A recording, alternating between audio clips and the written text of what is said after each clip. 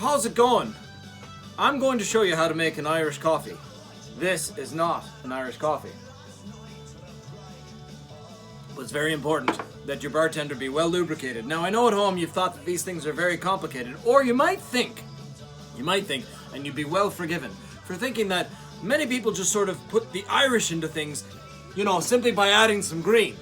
And I'll tell you this, that's not the way to do it. That won't get you anywhere but the hospital. So, now, if you want to prepare an Irish coffee, the first thing is to be safe. Now, every good bartender has a bit of safety equipment. That, of course, starts with a small hatchet. Make sure you've got that well on hand and a circular saw. You won't be making any drinks without those. Now, you should be aware, of course, that many people like to use the bracelet of Anubis to summon the ancient Egyptian gods. This is not strictly necessary. You can set that quite aside. And if you're looking for mixers, trying to squeeze something from a dragon's egg is a very bad idea. I can tell you though, these should always be on the bar. A good Irish bar always has a couple of spuds. Right, so, as long as you've got a bit of flame, you need that, yep. And then of course a 900 pound torque wrench with an 18mm drive, absolutely necessary. Right, so, if you've got your COVID-19 mask ready, and of course you've got a bit of other protective gear, just a couple of gloves that do you, probably keep you safe, you know what I mean? And a bit of headwear, of course. You always want to make sure to have a safety... No, that's not the safety helmet now. Hold on. No, that's not the safety helmet now. Hold on. We're almost there. That's the one. Now we're safe. She won't even need gloves wearing one of these. Keep you safe all day long. So, now, what we need to do, of course, is we need to find a bit of Ishkabah. Ishkabah, water of life, Irish whiskey. Now, yours may look a bit more like this. That's grand. It's fine. You can make it look however you want. You need a bit of cream, of course. And then, of course, you need various spices. Whole black pepper. Oregano. And basil. You won't need any of those. You will, of course. Nutmeg is lovely if you have it. That's great. You can have that. So now, a bit of whiskey, bit of cream, and then of course keep your bartender lubricated. Right, okay. So, the glass, the spoon, don't forget your torque wrench. And now you're going to need first to make coffee. The coffee is critical. Now, this particular coffee, this is a crystal coffee, mined in the ancient mines of Fulger. And it needs to be handled very carefully.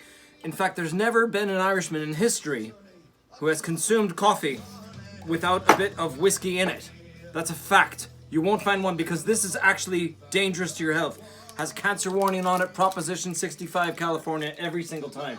It's extremely dangerous, So, you want to be careful, of course, when you're using, see, now look at that. Doesn't that look dangerous? It looks, yes, it's not right.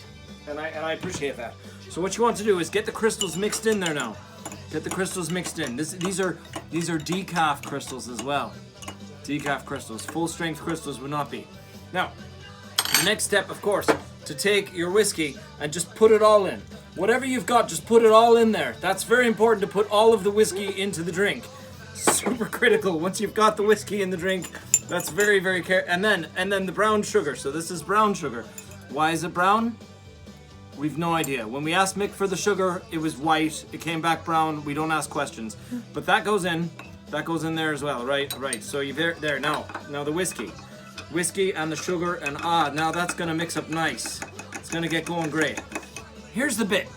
Back in 1952, when Irish coffee arrived on the American shores, there was a fella, Jack Kepler. He owned a cafe in San Francisco called the Buena Vista, and he was hanging out with your man from the Chronicle, some fella Stanton. I don't know. Anyway, they were arguing about Irish coffee and this drink that he had on a cold day in Limerick.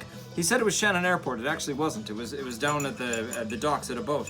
But anyway, the bartender there was trying to serve a bunch of Americans and they wanted something warm, so he made a bit of coffee and they asked him, was that Brazilian coffee? He says, no, it's Irish. Of course it was Brazilian. Mined from the mines of Fulger. Anyway, they went back and forth all night drinking whiskey, being unable to make this drink because of the cream bit. Here's the secret. It doesn't matter. The cream doesn't matter. What matters is how you put it in. So, when you get your coffee and your sugar and your whiskey going in the glass, you stir it up so it spins a bit, like I'm doing right now. Then, you take the spoon that you spun your coffee with, remove it quickly, and you place it against the edge of the glass. And you just pour the cream in very, very carefully. And if you're successful, as I don't know if I am right now, you get a nice white ring on the top. Like that, sort of. And now, once you've got that there, you take your torque wrench, your tin snips, oh no wait, the microplane, bit of nutmeg, right, and you just sort of do one of these. Oh God, you don't drop it in. Don't do that. That's very bad now. That could lead to choking.